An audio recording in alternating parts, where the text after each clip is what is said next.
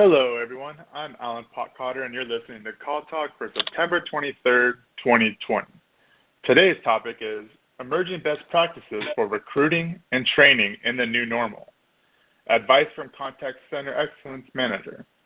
If you're listening live, we invite you to be part of the show and ask questions. Here's how you do it. You can email me at calltalk@benchmarkportal.com. I want to remind everyone that all of our shows are archived and available to listen to at benchmarkportal.com any time of the day. And with that, I would like to introduce the host of the show, Bruce Belfiore. Thank you, Alan, and welcome back to Call Talk, everyone. Now, the pandemic has hit most contact center people really hard, including in the areas of recruiting and training and just agent management in general. And that's why we brought in an experienced manager on the topic for you, Pam Roddy, who is Senior Director of Operations for MAXIMUS Boston. Welcome to the show, Pam. Thanks, Bruce. Okay. Well, Pam has been in the contact center management area for over 20 years, so she brings us a lot of experience, and she's been in both the private and the government sectors and has worked both domestically and internationally. She was also one of our all-star panelists on the coronavirus town hall that we had earlier this year, and which you can find on our website. And that was extremely well received for its great insights, many of them from Pam, in fact. So, Pam, it's great to have you on the show. We have a 3-hour topic, but only 30 minutes for the show, so let's get started. Tell us, how do you go about adapting a former in-office call center to a virtual environment under the kind of pressure that you were feeling earlier this year? Although, really great question, Bruce, and thank you for having me on the show today. It would have been preferable to establish our remote work policies and practice in advance, but with the rapidly changing circumstances, our level of preparedness was just not feasible. So what I think is really important right now is that we take a step back and take stock of our operation and really understand what we need to address. And I always use, a multi-pronged approach whenever I do that and really look at the 3 pillars of any operation, people, process, and technology. There's 3 things that we know about working remotely. And, that's, there's the lack of face-to-face supervision that people have to deal with, potentially a lack of access to information, and then social isolation. Right. So these are really very intensely people-focused type of issues, the face-to-face supervision, lack of access to information, social isolation. And part of it just has to do with human nature, what we want, and part of it has to do with what we're used to, but can in fact be introduced to doing something differently, but it takes time and it takes some patience and that all kinds of good management requirements here. So, Pam, what did you learn from the people process technology review that you did? And maybe we could start with the people side because it's so important. Absolutely. As we look at, what are the needs of our people in this remote environment and how has that changed from pre-COVID? One of the things that's so important is that you need to spend more time on interactions with your staff than you did before. And that they probably will take on multi-facets. You might, things like a daily check-in. Are you having a stand-up meeting or some sort of a team scrum every day? Are you checking in with that individual every day? Maybe it's a text message. How frequent are your one-on-one meetings? What are your communication options, and are you exploiting them? Text message, email, chat and group discussions, virtual meetings. Can you survey and poll people? Town hall meetings, task forces. All of those things are so important with people. And what we're finding overall is people need more feedback and recognition in a remote environment than they would need in a face-to-face. Mm-hmm. Yeah, because when they're face-to-face and they have people around them, they're sort of continually getting feedback in one way or another, and it's both from supervisors but also from co-workers, and they're able to chat with them during breaks and during lunchtime and that sort of thing. And you don't have that in this situation. So it really you have to be proactive, as you were saying, and sort of structure your management style to provide that contact and feedback, and do it in a way that's going to work for your center, but is going to work. You've got to make it work. Yeah, that's great. Other things on the people side? Sure. I think the key is the supervisor. And we all know in this industry that there's nothing more important than the supervisor to CSR relationship. And that's never been truer in the remote environment. So just like, a lot of people in education, teachers and all of that have taken some time over the summer to revamp their curriculum and revamp what they do, supervisors need to do the same thing. They really need to revamp their process for engaging employees, and they need support from leadership on how to do that. They may need some technical training. Not all supervisors are adept at things like running a virtual meeting. So really making sure that you invest in the supervisors and that they'll pay it forward.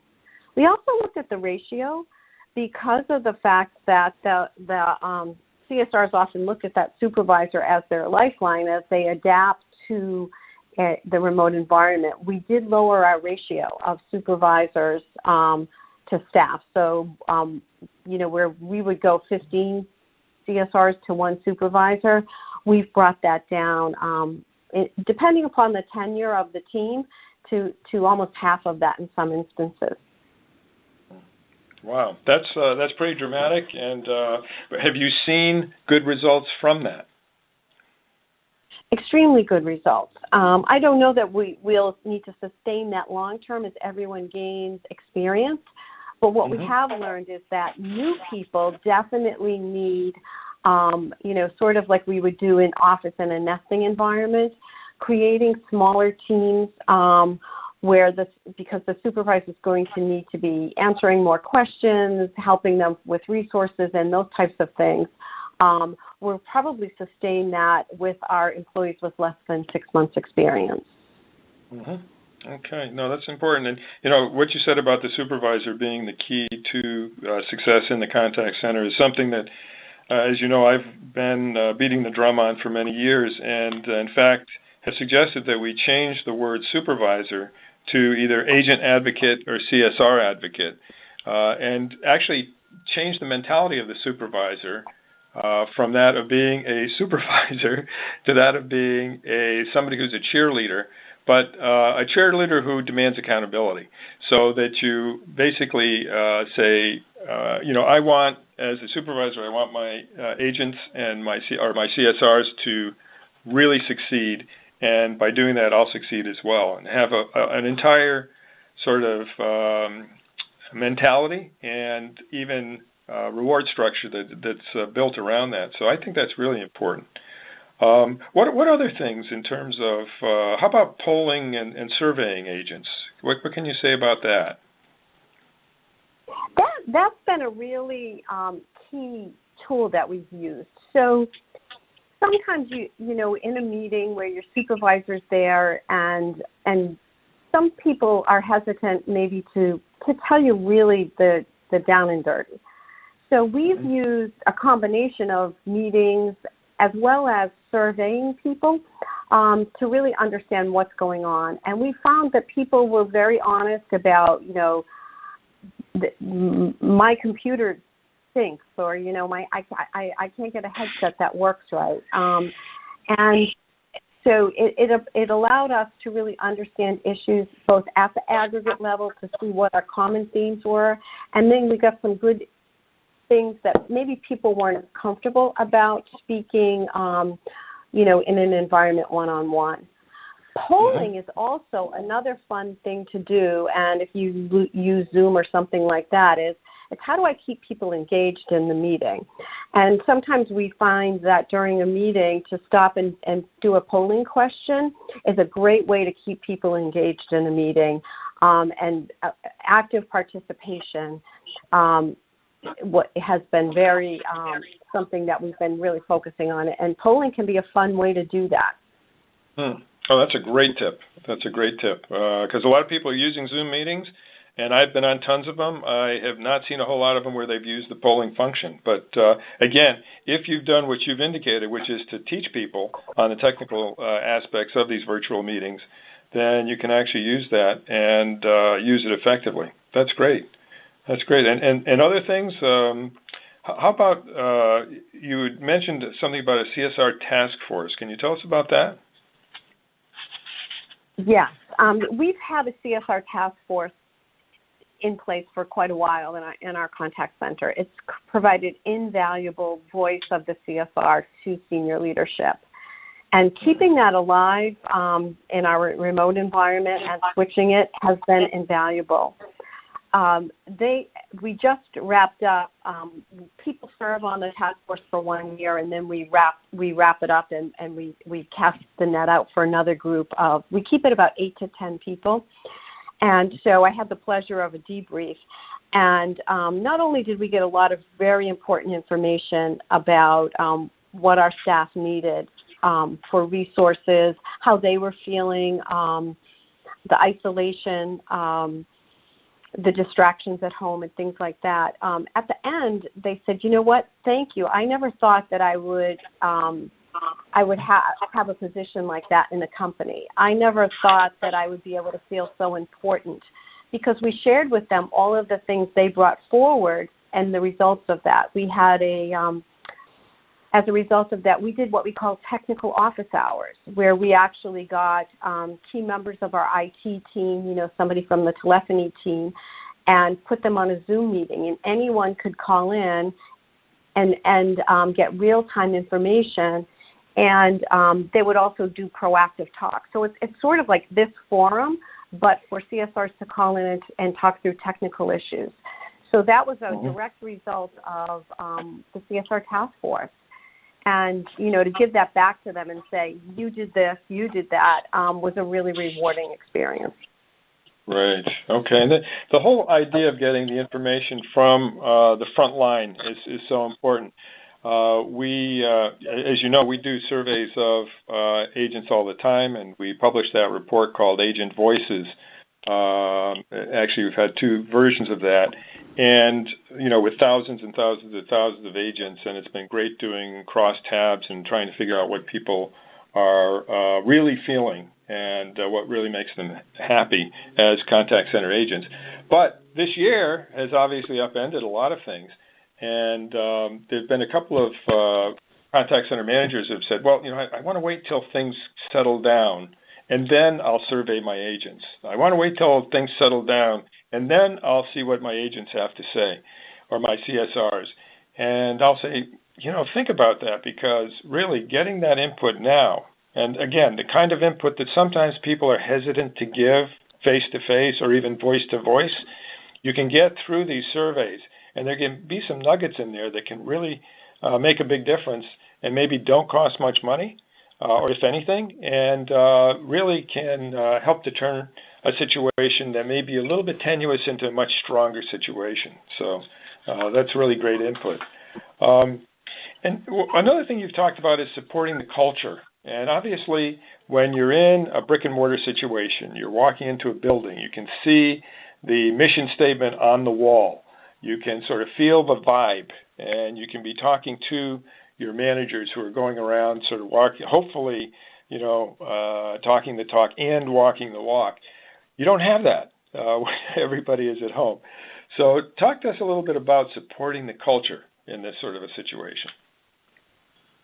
So important, because we know when we talk to people about what's their favorite part of the job, and what, when we look at, we all want to promote tenure in our call centers, right? Turnover is one of our biggest issues. And it's the culture. It's the people you work with. So how do you support that? really one of the most important things is you have to increase the amount of rewards and recognition that you give in a remote environment. People are hungry for feedback, and their biggest fear when they work remotely is that I'm going to lose touch. People aren't going to know what I'm doing or how good a job I'm doing. So really, we talked a little bit a minute ago about increasing feedback. You have to also increase recognition and look for opportunities for shout-outs, more shout-outs, really making sure that people know that you know what they're doing. So that's critical. And we've had to revamp our incentives. You know, things like pizza lunches are a little tougher to do, but we've gotten good at sending things to people's homes. We have a corporate Grubhub account, so a manager can reward somebody and send lunch to their home. So activities like that. It's also really important when you bring new people on that you start to build that culture immediately. And things like creating buddy systems and mentoring so that they have a connection in the organization to another CSR and giving them time to foster that relationship is really important so that new people understand the culture. And giving people time to do social activities as your call center work week allows, to allow people time to have a social breakout. Maybe it's a club, a book club. We do meditation groups, things like that, where people can come offline and join a group of colleagues for something other than just a work-related topic. Okay. I think I want to join one of those meditation groups. That's really good. And I think when you were talking about earlier, sort of fear of losing touch, this fear of invisibility, of kind of becoming invisible because of the fact that I'm not there anymore, or becoming visible only to a much smaller group of people, et cetera. And so through the increase in recognition and the increase in the interactions that you were talking about, that can be so important in terms of counteracting that and making people feel that they are, in fact, part of what's going on and part of the culture. And another possibility is videos, particularly when people are being onboarded.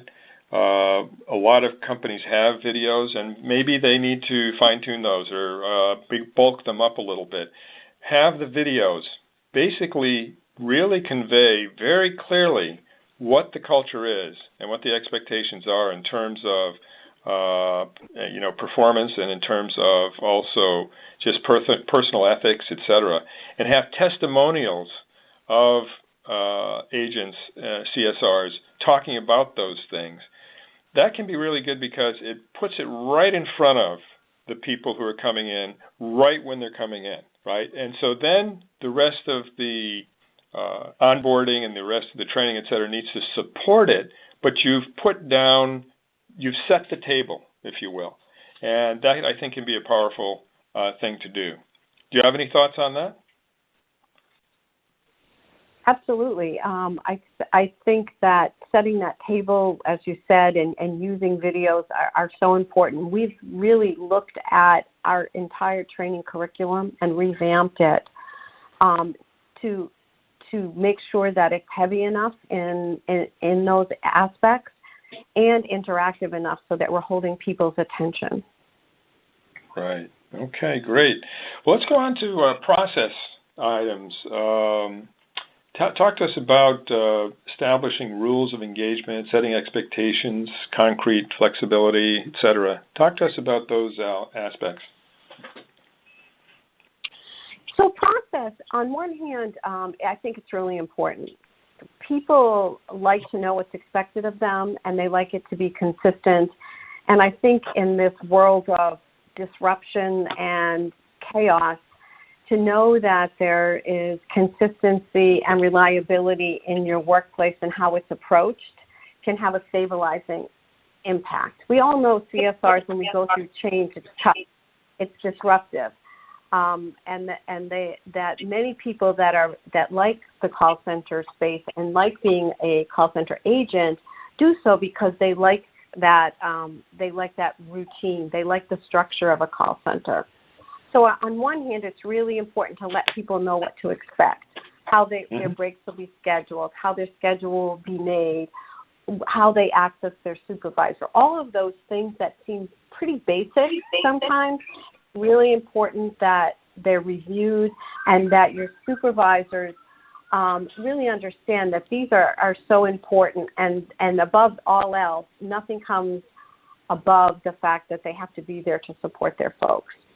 That being said, there's a flexibility that I think our CSRs need right now, that we have to, some of the processes that we've had in place around schedules, around work weeks and things like that, we're finding are difficult.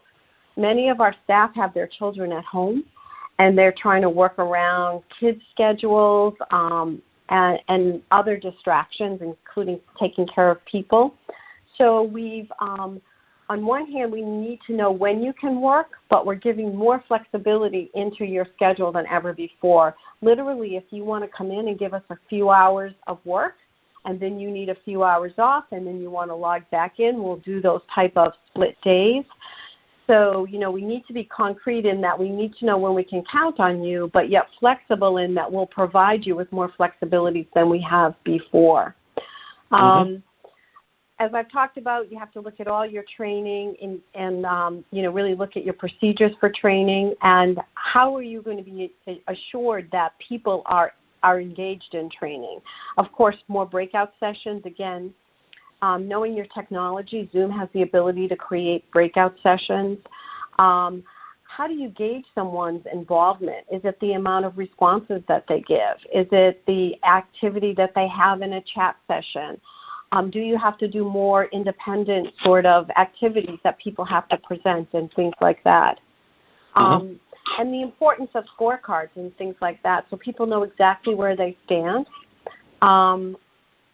More reliance on our workforce management. We've put them through some paces with this scheduling, and they in making sure that they understand what the workforce is that we're going to have available. And so all of those things, we've really had to look at everything a little bit differently. So I guess in summary, the importance of process is there, but you can't hold on to some of the processes that you've had in the past. They're not going to work in this environment. So how do you find that balance between flexibility, but yet a well-established work model? Right. What's interesting is we'll get into technology in a minute, but really the processes are going to be so dependent on those technologies. And you were mentioning, for instance, the Zoom breakout sessions. And I'm an assistant scoutmaster, and we use those Zoom breakout sessions for patrol corner, so there's the overall troop meeting, which is the big one, and then we go into the patrol corner. And what's interesting there is the fact that leadership on the part of the person who's responsible for the breakout session is extremely important, because you have to get a certain amount of things done in a certain amount of time. And there's got to be that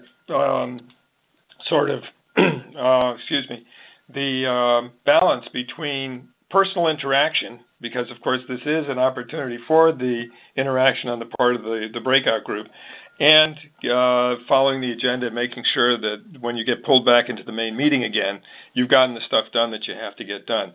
And so there's leadership, and there's a certain finesse that goes with doing that well, and teaching your people how to do that is important. And I like what you said about scorecards, and dashboards would be in the same realm there. And in terms of working around kids and older parents and that sort of the flexibility that we have now is so dependent on workforce management capabilities. And those are so much better now than they were, say, 10 or 15 years ago. And maybe we could talk a little bit about that and as we sort of slide into the technology part of what you wanted to talk about, Pam. Sure. Yes, workforce management capabilities are really so much more robust, and you can do things like schedule bidding ahead of time and let people choose their schedules. You can build profiles as well as get more enter data information real time about how your call center is doing. So as we're multitasking and working remotely, I've really relied both on the technology of helping the flexibility of the scheduling, but yet still having a really strong idea of what I have for capacity and demand each day. And then also really relying on real-time updates on how things are going so we can do just-in-time, changes as our workforce demands. One of the biggest challenges I've had is call forecasting and during the pandemic. We've gone from, very little volume at first to then large spikes in volume as in a healthcare government services area, the demand has increased. So, moving people around, understanding our workforce has been really challenging. Yeah, the other actually, thing I can say. Sorry, no, I was just going to add right onto that one of the things that can be difficult too is saying, okay, well, in order to meet the demands of the actual volumes as opposed to the forecast, then that means that you have kind of knocked the wind out of other things that you wanted to do in terms of group meetings or coaching sessions, etc. And now there is technology that can actually help out with that. And so there are sources and there are opportunities to sort of make that chess game a little bit easier for workforce management and for management as a whole. So sorry for interrupting, but back over to you. No. So continuing on technology, I just wanted to touch on a couple of other things outside of workforce management.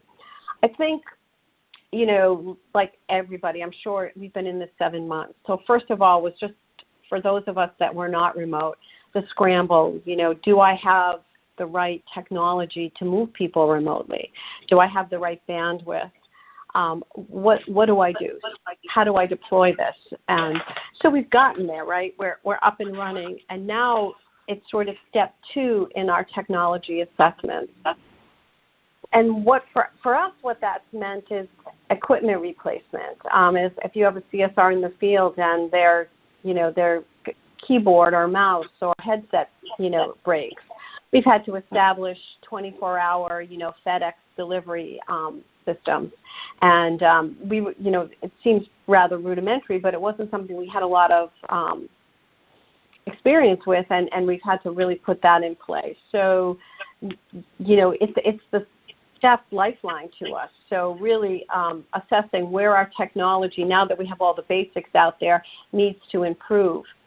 One of the things we're also doing with regards to technology is we have a really nice knowledge management system. We use the Panviva platform.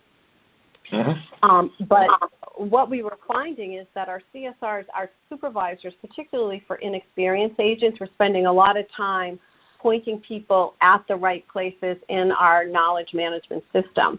And talking to Panviva, they have what they call a nugget, which interfaces directly in. We use Microsoft Teams as our chat methodology. So you can put this widget right in your Teams environment. So when the CSR chats a question, it will automatically go to the Knowledge Center and pull that out so that the supervisor doesn't always have to provide that direction. And so it really is something we're piloting right now, but a way that we're looking to enhance our knowledge management one step further to be more conducive to the remote environment. We also have redone user guides, step-by-step incremental, and analysis of tickets by a user. Because certainly folks that have low technology acumen are those that are probably at risk the most. And they may be great agents that were doing really well in office, but are having a real hard time at home. So in addition to some of the big system things we all know that we want, we've also tried to take a bottom-up approach to looking at our technology through the eyes of our CSRs, our agents, And that's, again, tying back to that survey, and that feedback and polling loops have really helped us a lot of where we need to focus. Oh, that's great. That's great. And what you were talking about with your knowledge management platform, and basically it's sort of an AI assisted, it sounds like, component to escalation. So very, very interesting. That's right. That's right. Great. Are there any other considerations that you'd like to add in? Because we are getting toward the end of our show here, unfortunately. But anything else that you wanted to mention? Other considerations, I think, are, I didn't hire like a lot of these agents with a work from home thought.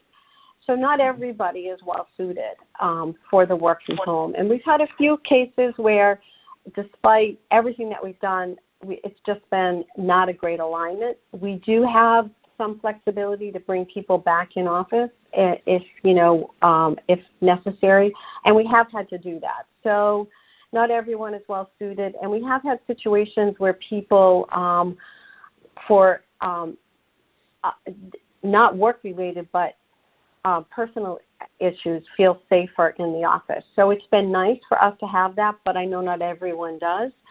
So I think, there has been some fallout from working from home.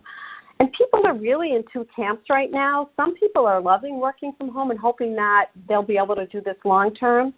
Some people are doing okay, but really do miss that office environment and are looking forward to when they can return. So, we're trying to meet the needs of both of those people. And, there are some silver linings here in that some people are enjoying working from home.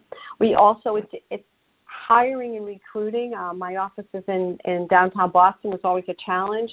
So it's allowed me to expand my catchment area and hire people in a radius that I can ship them equipment, or they bring their own device, and that potentially they wouldn't have been a viable candidate for me in the office.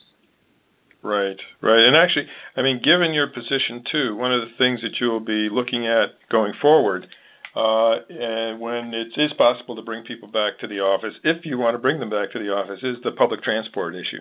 Because I've been to a lot of centers that are kind of in either semi-rural or suburban areas, and where everyone literally comes to work in a car. That's not the case for inner city locations or central locations, because it's just the parking is so difficult. So I imagine that's something that you're going to also have to sort of think about going forward, because people are going to be perhaps hesitant about public transport longer than they're hesitant about coming into an office situation where, there's spacing and all that sort of thing. Do you have any thoughts on that, Pam? You're exactly right. 100% of our agents take public transportation into the office, so it's been a big consideration of ours as we had people back in the office. So we do have about 25% of our people in the office. We are finding that we've had to expand our parking that we offer people, reimbursing, because people would prefer to take their own automobiles. We've also had to increase, we have pretty strict screening guidelines, as you can imagine.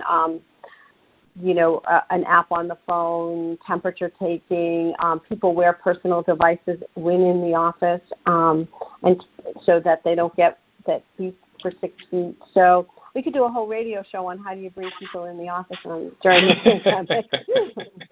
Yeah, no, that's right. I think we get one question in from a listener. So, Alan, let me go over to you, and then we're going to have to, I'm afraid, wrap this up, even though it's been absolutely fabulous. Alan? Yes, we have one from Anthony, and he's asking, did you relax your agent metrics during this crunch? Good question, Anthony. Yes, we did. We initially, especially for the first 6 to 8 weeks, we relaxed our metrics in that we really just focused on the quality of the call. We were lucky in that our call volume dropped off so that we were able to give people some flexibilities. Now that we are having our agents responsible for metrics, after that 8 weeks, we started introducing them. We did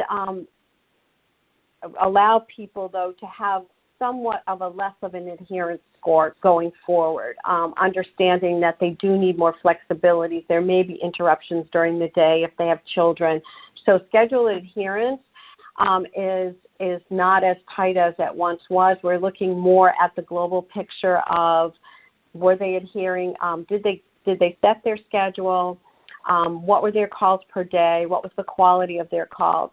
And so I have had to expand my workforce beyond what it was in office because of that. Okay. That's great. Well, listen, thank you. I know that's been an issue for a lot of people. So, Anthony, good question, and thank you for that answer, Pam. All right. With that, we're going to have to wrap things up. Thank you so much for your insights. Did you have anything you'd like to add before we hand things over to Alan to wrap up the show? Not at all. I just want to thank everybody, and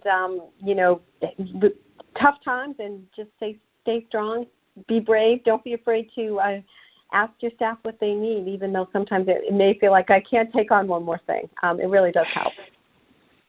Okay. Great advice. Thank you. All right. With that, over to Alan.